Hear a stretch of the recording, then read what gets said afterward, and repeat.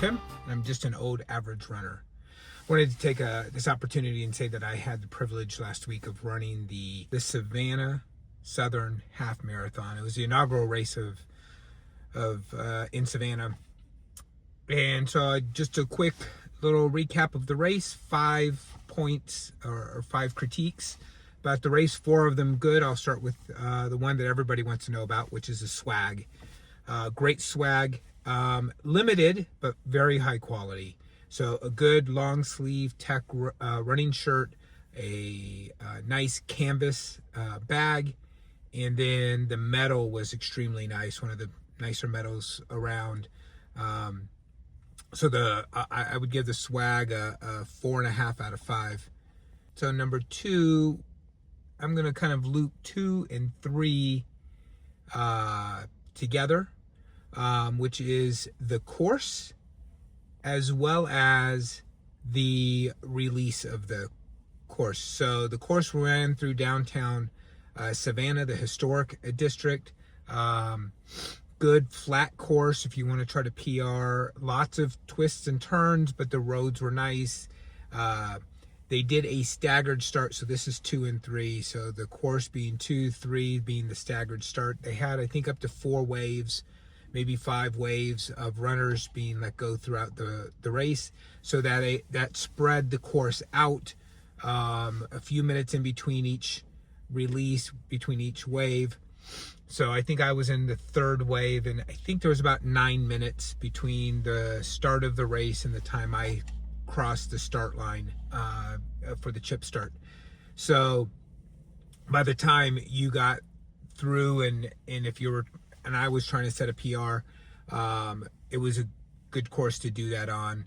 I did my first sub 2 hour half marathon, 1:59:17. So happy about the course. Definitely would run that again. One more thing about the course was right near between mile 12 and 13.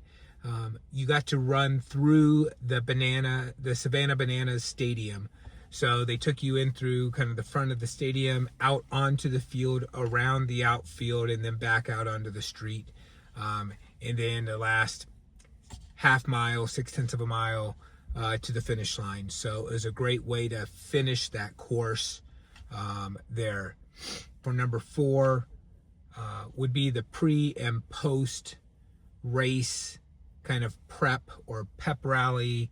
At the beginning of the race, they got you all jazzed, excited, good announcers, loud music, get you pumped up to run the race.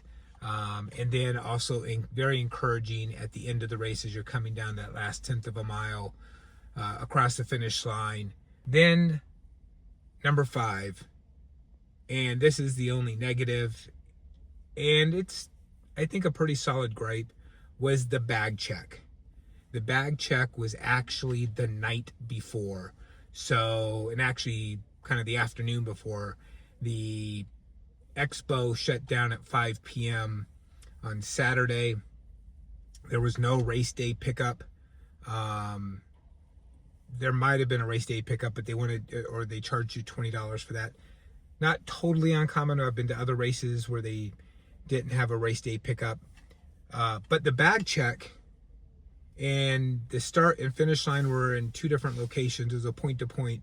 So having to check your bag on Friday night by 5 p.m. for a Saturday morning run, I think for me defeats the whole purpose of a bag check.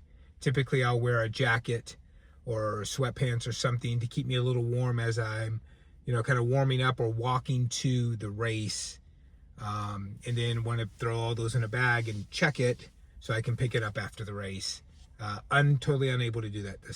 So out of everything that they did, that was the one negative of the race. Other than that, probably give it about 4 out of 5 stars. I'll put a link to our RaceRaves review that we did, and you can kind of read a little bit more in detail our recap of the race. Thanks for watching. Till next time.